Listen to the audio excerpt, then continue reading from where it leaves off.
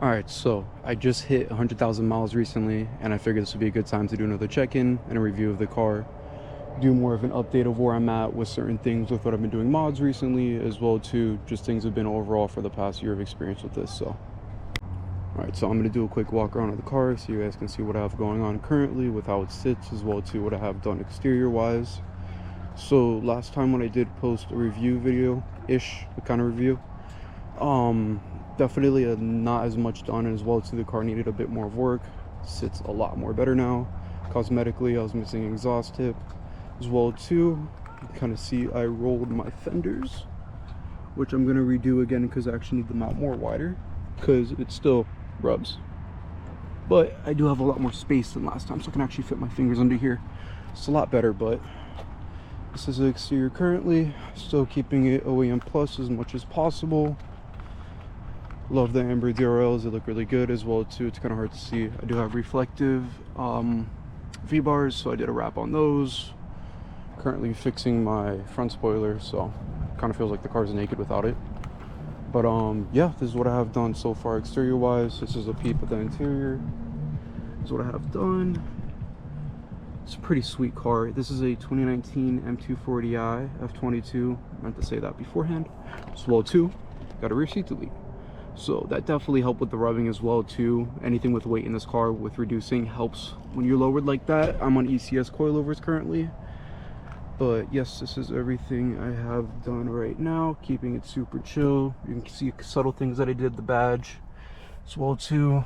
This I did on here, it's a bit different, but it's a sweet car. I love it. I changed the lighting under here for the seat well, and of course you can't beat the Starlights that I did. I did that in 10 hours. It took one day. Don't worry about that, I gotta fix that. But yeah, man, I mean, I fucking love this car. You cannot beat it for what it is.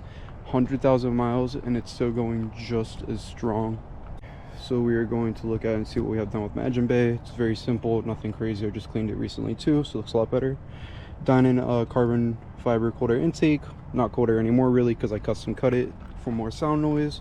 Doesn't look terrible for, you know, custom cut, but I tried to replicate the OEM one they had online for the semi-open. And as well too, I got Dinan coil packs, stock charge pipe. You don't need to change these in a B58 unless you're going to go over like 650 wheel horsepower. The only time you need to change them is in an N54 or an N55. That's due to, with what I believe, if I remember correctly, the engine, the way how it moves, all the parts don't move together, which that would be for the charge pipe with the N54, the N55. So after a while, with the constant moving and jerking motion, it breaks. So you don't have these problem with these. I've had zero issues with this whatsoever. I've never had any PCV issues as well. I have a B58TU pump. I was having an issue with getting the connector to stay, so I kind of did a little bit of a ghetto fabulous job. And I used some zip ties, a little bit of electrical tape, wrapped it around. Had zero issues since. I've had no check engine or anything whatsoever. But right now I am on a E50 tune, stage 2 plus, which is, I chose aggressive on boot mod 3. Aggressive is more so for pops. I will post all my settings in a second, and as well to everything I have done so far on a list. I would tell you off the top of my head, it's too many things to already go from.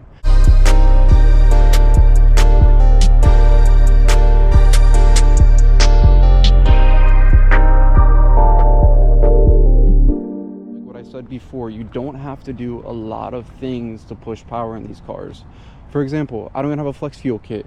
The biggest thing I use right now that helps me currently, and I'll show you, is my ethanol tester.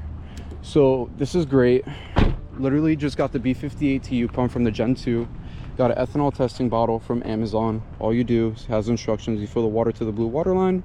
Then in there you would pour up the E85. And you switch over here and you'll see your gasoline fill line, and it'll level out in between. It'll level out itself to a certain percentage of where it's at exactly. Now every station I've been to, which is I go to Sunoco consistently, that's like traditional. I don't go anywhere else really if I don't have to, unless BP. Their full E85 percentage is always E85. I've never had any issues with them. But point is that you don't need to spend money, an absurd amount of money, to push power in these cars. You just have to do it right.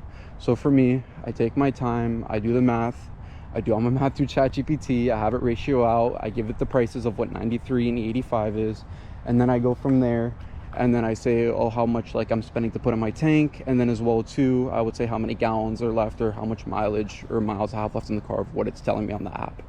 So that's what I do, and I'm pushing 500 horsepower, and I've been doing this for months. I've had no issues with it. I've had no hiccups. I had no pressure rail issues or anything. I've done multiple logs. It's all been wonderful. People sleep on these cars, and they're the biggest bang for your buck. I got this for $24K, and I picked it up when it was, I got for $24,000, and it was around 65-ish thousand miles. Want to go over my exhaust setup a little bit too. Right now I'm running M Performance tips on both sides. A little dirty, so I apologize. This badge is going to be going to a new one that I found online from the UK that looks really, really good. It's like the new 2024 and 2025 M3 comp and M4 comp badges, or they're the black and then it's a chrome outlining on the outside. So y'all will see, you'll see. But right now I want to go over it again. I'm running a full straight pipe Catless everything. It's a 2.75 inch stock system, so that's what comes from BMW, but I chopped off the mufflers, put nicer tips on, and went back over here, got rid of both resonators, and we have a phase 3 performance Catless downpipe. So it sounds pretty rowdy. I'll put a couple sound clips too.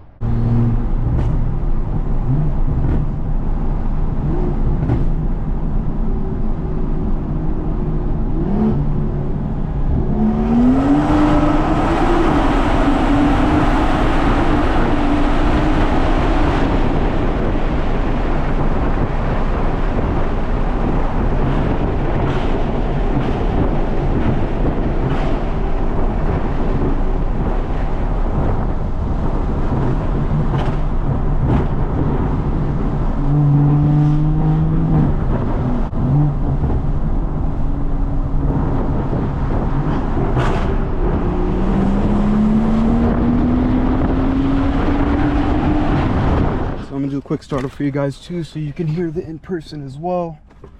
It's pretty badass, man. You cannot beat this. You gotta love it. Clear dash.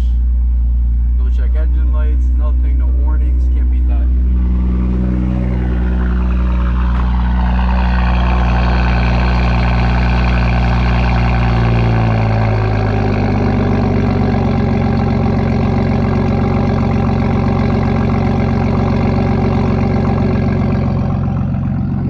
Have to hear it in person because it doesn't do it justice. The biggest thing that I say as well too, I'm going to change over time, is exhaust system. I want to go to a 3-inch system to get more noise out of it as well too. Maybe go to like an actual custom exhaust. Just refine things on these cars that could be a lot better as well too. I am going to be doing a custom rear seat delete, so that'll be coming up soon. So there'll be a platform with the custom logo. You guys will see what I'm gonna be cooking up soon, but it's gonna look good. It's gonna look nice and OEM plus. But yeah, this is the car. You can't beat it for what it is.